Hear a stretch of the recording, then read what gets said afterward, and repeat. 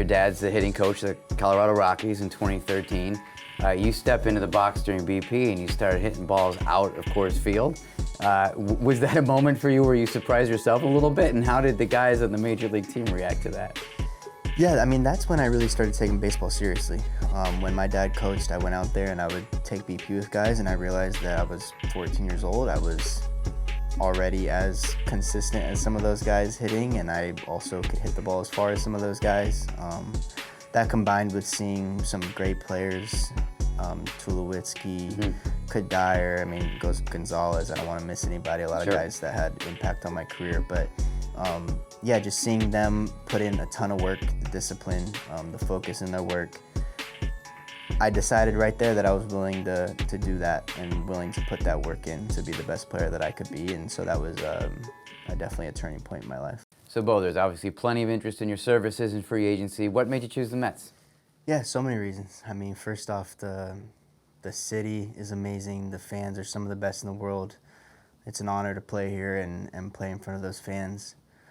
And then, I mean, Mr. Cohen and David are putting together an organization that is, you know, they want to win championships, and that's the standard here. And I want to be a part of that, and obviously so much talent on the roster. So I know we have an opportunity to do that, and I'm excited to be a part of it. Was that your perception of the Mets over the past couple of years from afar, is that they'd been building something? And then did you learn anything new as you started to meet with them and Zoom with them and whatnot? Yeah, I mean, I think I learned. I mean, you see Mr. Cohen, you know, what he's doing with the organization and the resources he's putting into it. But yeah, I mean, above and beyond every part of the organization, they're trying to be the best at it. And yeah, I mean, that's what I learned is just, I guess, reassurance that they're doing everything they can to win. So you happen to have known the manager of this team, from what I understand, since you were a teenager, when Mendy coached your brother in the Yankee system. Do you remember your first impressions of him and just what kind of guy, what kind of baseball guy he is? Yeah, I don't remember my first time meeting him, but I remember stories about him. I mean, I remember he had great relationships with everybody that he managed at that time. I remember stories of him having tough conversations with players. And those are all, you know, super important things for managers. So, I mean, definitely Mendy brings some comfort for me, knowing him for as long as I have, and I'm excited to play for him and learn from him and create a good relationship. Another guy that you, of course, knew was Marcus Semien. Now, obviously, there's a lot of decisions and a lot of factors that go into a big decision, so it's not that Marcus being a Met necessarily sealed the deal for you, but it sounds like it was an appealing part of it for you. And what was it about playing with him, and what did you learn from him that you took forward into your career? Yeah, it was definitely a part of it, for sure. To play with him again is something I've always wanted to do. But yeah, I mean, I was a young player. I was a couple years in the big leagues. I think when he was around, it was my first full season in the majors. And he taught me what being a professional is like. I mean, that guy he's special the way he goes about his work, the consistency he goes with his work. I think he's a great leader and a great teammate, and I'm sure I'll look up to him in certain ways still, but I'm just excited to play with him again. Mets fans don't really know him. He's new here too, of course. What should they expect to see on the field with Marcus? I think a competitor, a guy who's going to go out there every single day and give you what you got, and you know, I know as a teammate that's all you can hope from your teammates. Let's talk about your style of play. Obviously, you have elite bat-to-ball skills. You've hit 300 or more plenty of times. You led the league in foul balls once. Just that idea of grinding at bats and being difficult to strike out and having a high batting average. How much of that for you is just the natural skill set that you were born with versus something that you can develop and learn through your work as a hitter, work in the cage? Yeah, definitely. I think God blessed me with some talent, for sure. So that plays a part in it. But also, I mean, I was raised from a young age by my dad to be that type of hitter, a hitter who could compete against any pitcher, a hitter who could get the job done when they need to. Yeah, and I mean, my goal really is to go out there and just be the most competitive player that I can be, and typically when I am at my highest level of competing is when I'm at my best. Sort of connected to that is the idea that your clutch numbers throughout your career are very good, well over 300 with runners in scoring position. You may remember that you hit a big home run off Shohei Ohtani in a big moment.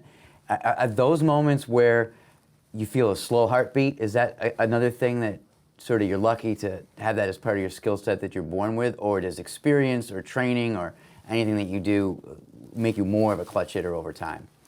Yeah, I think in those moments, I mean, I try to slow the game down, try not to do too much. it also gives me a little bit more urgency to have a plan and stick to that plan and be confident in that plan. And obviously, you want to be in that mindset all the time, no matter if there's somebody on base or not. But I think those situations give me a little bit extra juice. The big moment can focus you just a little bit much more. Yeah. A lot of people don't necessarily know that you were a pretty serious tennis player, I guess, when you were young. So the question that I had about that was, tennis in some ways is similar to being in the box, I would think. You're alone out there, right? Is there something about learning as a tennis player that has felt transferred to you? You're standing there in the batter's box in a big moment, and you're dealing with that kind of isolation. Oh yeah, there's a ton of comparisons there. I mean, when you're on a tennis court, you're by yourself, and it's you versus you at the end of the day. Yeah. Same goes for hitting. You can get in your own way in the batter's box, and definitely playing tennis helped me learn sort of how to manage my mind a little bit, and I'm still learning. I mean, haven't figured anything out by any means, but yeah, it's definitely helped me in baseball. Why did you choose baseball over tennis, ultimately? You know, taking batting practice and taking ground balls seemed a lot more interesting to me than running around the court all day. I think I was in love with practicing baseball more than I was in love with practicing tennis, although I did love playing tennis. Speaking of which, at a very young age, your dad's the hitting coach of the Colorado Rockies in 2013. You step into the box during BP and you started hitting balls out of Coors Field. Was that a moment for you where you surprised yourself a little bit? And how did the guys on the Major League team react to that? Yeah, I mean, that's when I really started taking baseball seriously. When my dad coached, I went out there and I would take BP with guys, and I realized that I was 14 years old. I was already as consistent as some of those guys hitting, and I also could hit the ball as far as some of those guys. That combined with seeing some great players, Tulowitzki, Kadire, I mean, Gonzalez, I don't want to miss anybody, a lot Sure. of guys that had impact on my career. But yeah, just seeing them put in a ton of work, the discipline, the focus in their work, I decided right there that I was willing to do that and willing to put that work in to be the best player that I could be. And so that was definitely a turning point in my life. Yeah, Michael Kadire, a guy who went on to have a big impact here in the year the Mets went to the World Series in 2015. Is that's someone who you got to know and who had an impact on you? Oh yeah, I remember clear as day going in the cage and he was hitting off the tee. Yep. And it was same routine every day I went in there, same consistency every single day I went in there. And it's something that I've carried with myself to this day. So moving forward here, you obviously moving to third base to play for the Mets. You did learn second base on the fly during the World Series. So given that, I would think a whole spring training to learn third base much seemed like a luxury. But what in making that position change do you think is going to help you have the confidence now here to make another one? Yeah, I mean, like you said, I have more time to work on it for sure. I've had experience in not my career at third base, but in my life at third base, I've played it. I think there's definitely things that I'm going to have to learn. I think there will be challenges, but nothing a little bit of hard work can't fix, so I look forward to putting that work in. See the primary differences, things like footwork, angles, the angle at which you throw the ball. I mean, it's obviously a different look than shortstop, but does a lot of that transfer over, the kind of infield work you do at short, over to third? I think it should. I mean, it's a different position, but I think there's positioning that I'll have to learn, bunt plays. I think those intricacies will be something that I'm going to have to definitely put my work into. So last year, watching the postseason from the outside, the Blue Jays looked like they had that really special vibe that you can't really necessarily plan or design, but sometimes it just sort of happens with a special team, right? Is there anything from being part of that you learned going forward about, hey, you're on a good team now, you'll be on good teams in the future, but how do you create that feeling that there's something special going on? Is there anything from that experience you can take here? Yeah, you definitely can't force it. Yeah. I don't think there's any secret sauce from it. I think it comes from a group of guys on the same page, selfless, there to win. And I don't think that's going to be created in spring training. I don't think that will be created in the first month of the season. I think that will be a long process of trying to find the best version of our team throughout the season.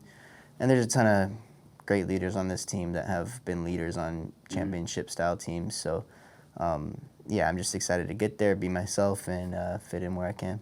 So finally, last question. Mets fans are getting Bo Bichette. I know they're excited about it, but how would you, in your own words, describe to them what kind of player they're getting in Bo Bichette?